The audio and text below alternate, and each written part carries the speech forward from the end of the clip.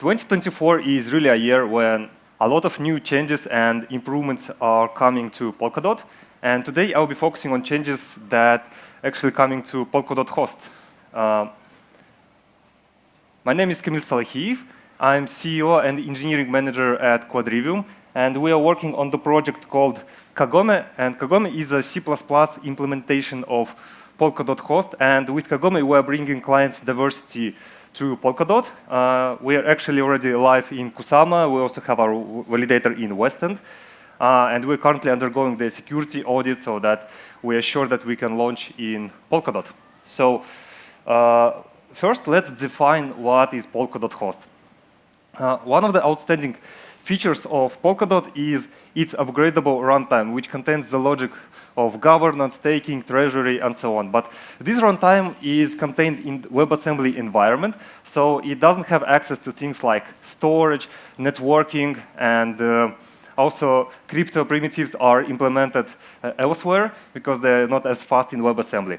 So everything else besides Polkadot runtime is basically Polkadot host. And the cool advantage of such design is that we can have single runtime and multiple implementation of the Polkadot host. And this is exactly what we are working on. So in the nearest future, you have the option to run either your validator using Polkadot SDK or Kagome or one of other implementations that are also currently under development. Consensus is, of course, part of the Polkadot host implementation, and consensus is already pretty cool in Polkadot. So you're probably aware that here we have block production and the grandpa finality gadget. They both work independently. Block production produce blocks. We can end up with forks sometime, but we always have a finality gadget that lags behind this block and finalizes the entire chains. So what we want to improve during 2024 is the block production part.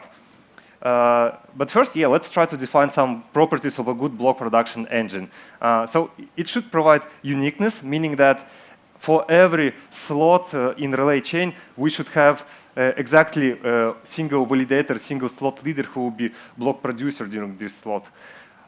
We should avoid having empty slots because this affects performance if we have no blocks, so no transactions is going through. So that's bad, and we want to get rid of that. And we want to have unpredictability of the next slot leader. Otherwise, it is possible for malicious actors to conduct denial of service attack, knowing exactly who will be the next validator to produce a block. And there are really two approaches how to achieve good block production by either using probabilistic leader assignment, this is currently kind of what we have right now, or use single secret leader assignment.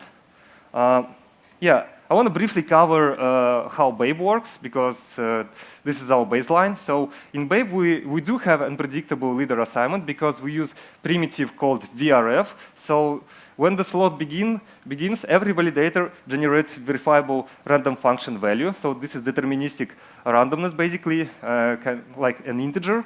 And if this value is less than threshold, for example, in this example, threshold is 3, then the validator is eligible to produce a block. So it's good approach to have unpredictability, but as you can see, we sometimes have no blocks during the slot, or we have multiple blocks because we have multiple leaders.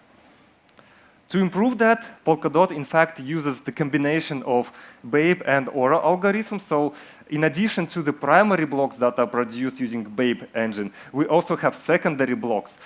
And these secondary blocks are produced by secondary validators that are elected using round-robin fashion. So these secondary validators, they are predictable, but they only produce blocks when Babe couldn't produce the block. And that way we're solving issue with empty slots. But unfortunately, and this is the screenshot that I took just yesterday, this is Kagome is syncing with Polkadot right now. And we can see that the majority of blocks in Polkadot are actually produced using secondary block production engine, which is Aura. And only some of them are produced by primary engine, which is Babe right now. So that means that majority of blocks in theory in Polkadot right now, we know who they will be produced in the nearest future. So in theory, malicious actor could conduct denial of service attack on the future validators. So this is bad, and of course we want to improve this. And this is where Sassafras comes to rescue. Sassafras is a new block production protocol that produces only one block every slot by only one block producer, and this block producer is anonymous before it actually makes the block. Inside, Sassafras uses the crypto primitive called ring VRF. In some sense, it's very similar to the VRF we already know, so it also takes some predefined randomness and secret key of validator as an input. And then we produce random value deterministically along with the proof. However, in ring VRF, the proof shows that this value was produced by one of the validators in the predefined set, but we have no way to check who exactly was this validator who produced the block. So this primitive is very useful for us because every validator uses it to generate so-called tickets. Tickets is essentially a data structure that contains the VRF value and the ring VRF proof that we just discussed. And for every epoch, every validator has a limited number of attempts to generate tickets. And after they generated the tickets, they filter them by the predefined threshold that we store on-chain. And then we need to distribute these tickets. So yeah, we're kind of using gossip right now. And in fact, we do not care much right now about network anonymity. So really, if some adversary wants to, well, in theory, he can observe the entire network and notice who exactly was the one who first sent the ticket, and therefore kind of get the understanding who is the ticket producer. But we don't care about that much. Maybe in future this will be improved with some mixed net approach, or we could also encrypt tickets in some smart manner. But anyway, and this ticket distribution is happening during the first half of the epoch, and the tickets itself, they will be used during the next epoch. So during the second half of the first epoch, the tickets are sorted. So they're sorted by ticket ID. Ticket ID is essentially just an integer representation of the bytes that create the ticket. And then we only keep as much tickets as we need, as many slots we have in the next epoch.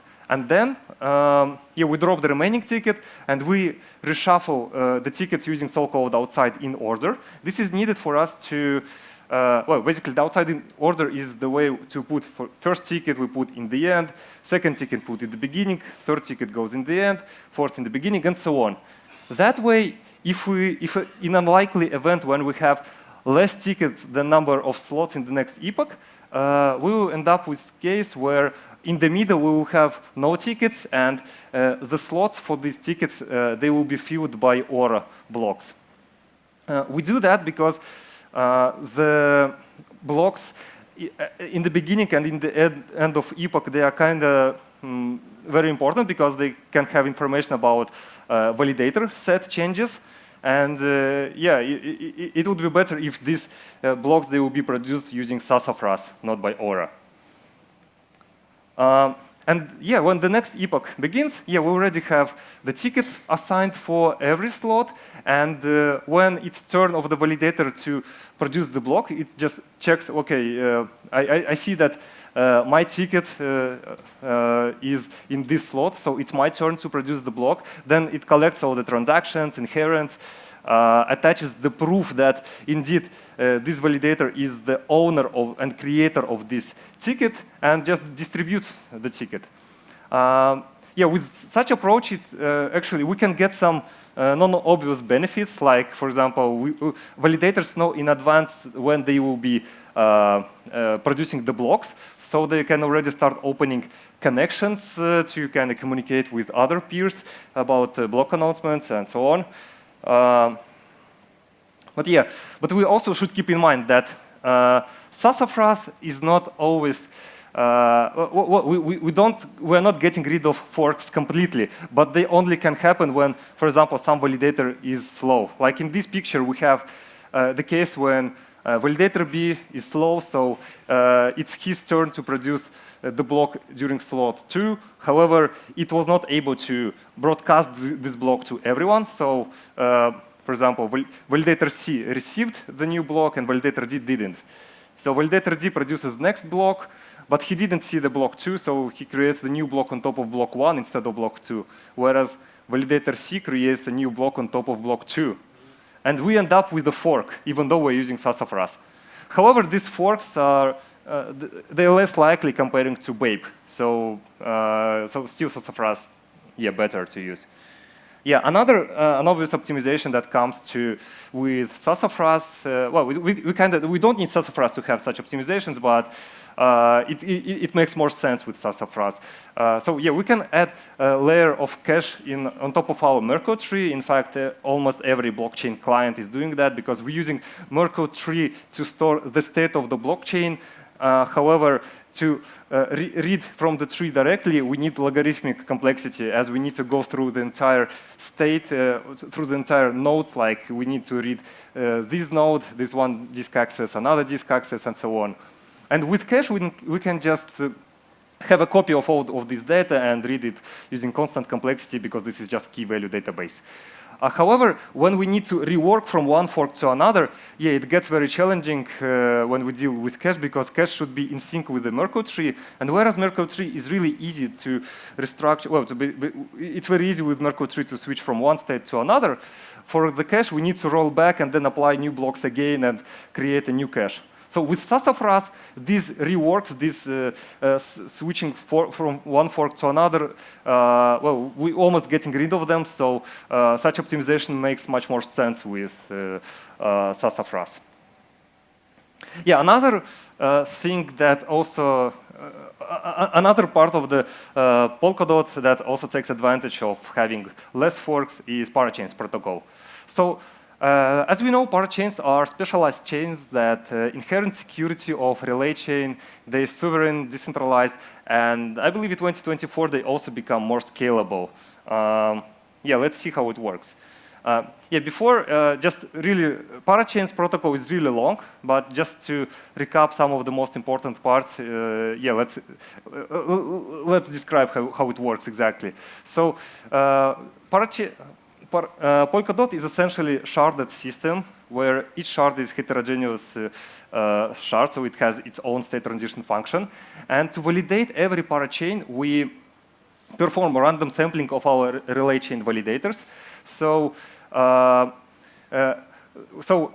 that way, validators, they create groups, so-called backing groups, and they are assigned to particular parachains, and then they receive the parachain blocks along with some witness data that we need to execute this parachain block. Then we validate this block, internally validators in groups, they vote for these blocks, and then, yeah, we share the statements that the block was backed.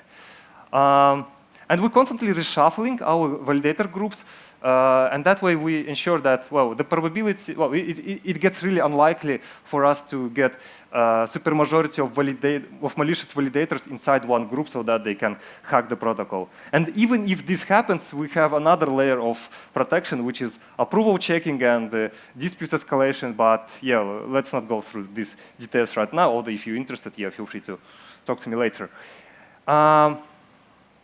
Yeah, the way parachain blocks are executed, as I said, they are using witness data. Essentially, witness data is the part of the Merkle tree of the state of the parachain, which we need in order to execute the parachain block. So validators, relay chain validators, they receive the parachain block with this witness data, they execute the block. And the cool thing is that they don't even need to have perform any disk accesses when they execute the parachain blocks. So essentially, relay chain validators, they execute parachain blocks even faster than parachains do that, because they already have the data in memory to execute that. And another advantage is that we can perform the execution of multiple parachains if we want in parallel. Because obviously, yeah, the state is not dependent among different parachains.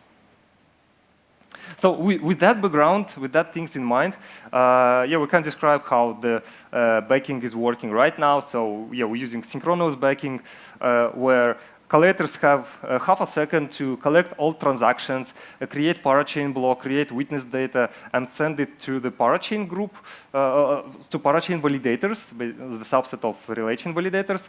And the remaining part of the slot is spent by relay chain validators to execute this block and verify it.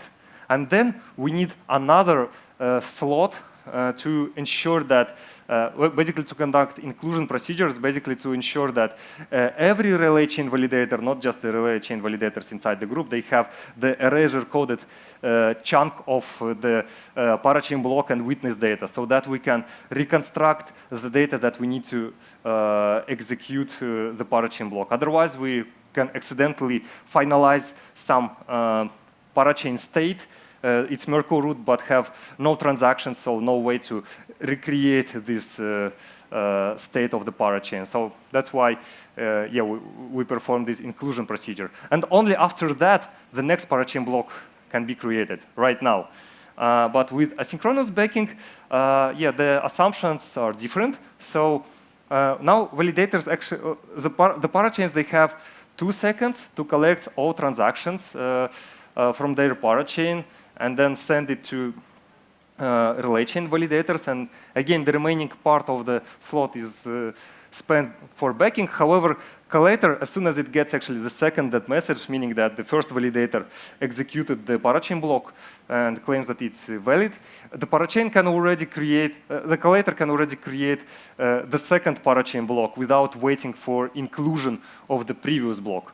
And that way, we actually increasing the throughput of our parachains. However, we should keep in mind that the latency of for parachain blocks execution stays the same, because we still need to, at very least, we will spend 1 slot for backing and 1 more slot for inclusion. However, now we can have backing of multiple parachain blocks actually even happening during the same slot. And the way it's achieved is by using the structure called fragment tree. It is basically the tree of the parachain candidates, their headers, that build on top of the most recent included head of the parachains. And when we have a new included head, we basically just cut the tree and continue building the tree. The reason why I'm showing that is that because we need to understand that we have to build this kind of tree for every per parachain, per relay chain block. So there are really multiple fragment trees which we need to keep track in parallel, especially if we have forks. So again, that's another advantage of why we need sassafras, so that basically relay chain validators have less work. Because it's not only creating the tree, we also need to distribute statements and other data related to parachains validation, and if we have less of that, it will be better for us. And another thing that is currently under active development, we actually don't have this in Kagome right now, but in Polkadot SDK, there is already some code which we can take a look on, is elastic scaling. With elastic scaling, we can even assign the same parachain for the multiple cores or for multiple validators backing group. So that way, we can have 2 sequential blocks from parachain P1 and P2, and we can execute them in parallel by different cores on the relay chain side. So that way, that's another level of scalability that we will get hopefully this year in Polkadot for parachains. And with async backing, actually, there are also some challenges that are coming that we need to resolve. Gavin Wood, during yesterday's presentation, briefly mentioned that we're trying to get rid of gossip in the new gem chain and replace it with grid topology. So this is exactly the kind of grid topology we're already using in Polkadot for statement distribution. So what is statement distribution? Whenever the backing group decided, okay, that some parachain block is valid, they need to distribute the statement to every other relay chain validators as soon as possible that this parachain is valid, so that this statement will be included in the next upcoming relay chain block. And we don't know who will be the block producers. Therefore, we need to distribute these statements for everyone. However, as I said, with async backing, yeah, we have multiple backing procedures that can, more backing procedures that can happen in parallel. So number of statements is growing, and we need to find a clever way of how to distribute these statements. And this is where the grid topology comes to rescue. The way it works is that every relay chain validator has a deterministic way to create the same view of every other validator. So we put this validator in grid, and there are certain rules how we send the messages. So the origin, when we have a new message, this message can only be sent to so-called column neighbors and row neighbors, excluding validators from the same backing group, because validators inside the same backing group, they already form the cluster, so they can communicate directly. And when a validator receives a message from its neighbor, from its row neighbor, it only can send message to its corresponding column neighbors. And that way, any message between any two validators could be sent with at most, propagated within at most 2 hops. And yeah, this way we are reducing number of messages in the network, and moreover, if some validator is not following these rules, actually their reputation is decreasing, and they get less backing statements, and they get less rewards, and eventually they will be kicked out from the set of validators. We as Kagome, as alternative client implementation, we actually didn't know about that in the beginning. And yeah, now we're implementing that, and this should help us. Yeah, I think that's all I had for today. So thanks for your attention. Yeah, if we have some time, yeah, I can answer some questions.